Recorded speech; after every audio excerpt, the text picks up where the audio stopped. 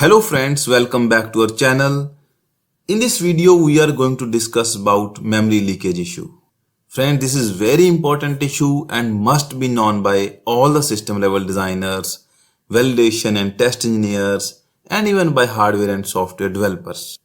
It is very crucial issue and very difficult to debug because the problems that occurs because of memory leakage occurs after long hours, maybe after 5 hours or 10 hours of runtime. And it extends the debugging period, and in industry no one is going to give you that much time for debugging. But fortunately I have figured out few symptoms. By seeing those symptoms you can easily identify that if there is a memory leakage issue in a system or not. I am going to share those tricks at the end of this video. I have divided this video into 3 parts. In the first part, I will tell you what is a memory leakage issue. And in the second part, I will share with you my practical experience on memory leakage. And in the last part, we will discuss about the symptoms. By seeing those symptoms, we will be able to understand if there is a memory leakage issue in a system or not. Now, without wasting much time, let us get started.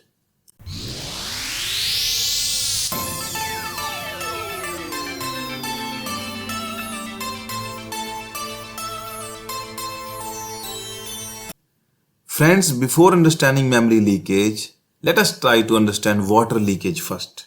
As shown in a figure, water is flowing out of this tap and becoming useless.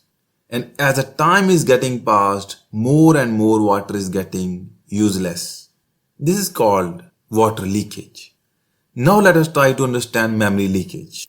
When the system is operational, if somehow our memory also start getting useless, and as the time passes more and more our more and more memory start becoming useless, that is called memory leakage.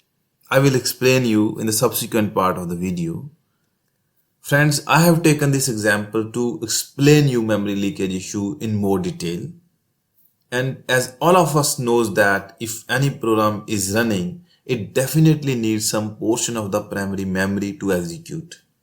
And once the program execution is completed, that portion of the memory must be released so that it can be used by any another program.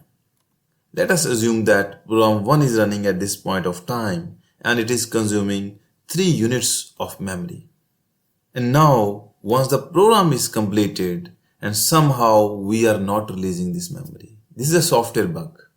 And program 2 comes into picture, obviously some memory will be allocated to program 2. Let us assume that it is also consuming 3 units of memory. Now in parallel, program 3 starts. And let us assume that it also requires 3 units of memory and only 2 units were available. Now there are 2 possibilities. One possibility is this program 3 keep on running on these 2 memory units, but with this way it will give you lesser performance. Another possibility is this program 3 cannot run on these 2 units and it definitely requires 3 units of memory. So in that case our system will get crashed. Friends, just for your information, the program 1 which has not released these 3 units of memory, it is a memory leakage. So if we keep on executing program 1 again and again, it will keep on consuming more and more memory, and finally the memory will exhaust and even other programs will start becoming slow and finally our system will get crashed. Friends, now as promised, I am going to share with you my experience on memory leakage. I was running a complex system and what I observed that with time performance of the system is getting reduced and after few hours the system is getting crashed. And friend, this is a symptom of a memory leakage. When your system starts reducing its performance and somehow it gets crashed after some time. Friends, after observing these symptoms, we added few prints in the software drivers at the failing point. And after very careful analysis, we found out that one of the software driver is not releasing memory once its operation is complete. And we fixed at that point and we run our system after that. Everything was smooth and the system was running without any performance loss and it was not getting crashed thereafter.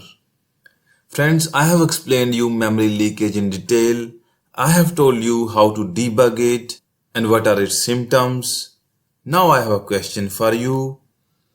And the question is memory leakage a permanent loss of memory?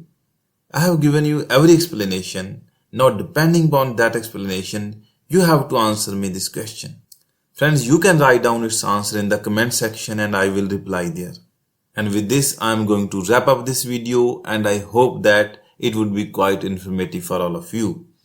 And in future, we are going to make many such videos which will help you in cracking interviews and building your knowledge base. Those who have not subscribed my channel yet, please subscribe it, and to get the notification of all the videos as early as possible, don't forget to press the bell icon. Thank you so much for watching.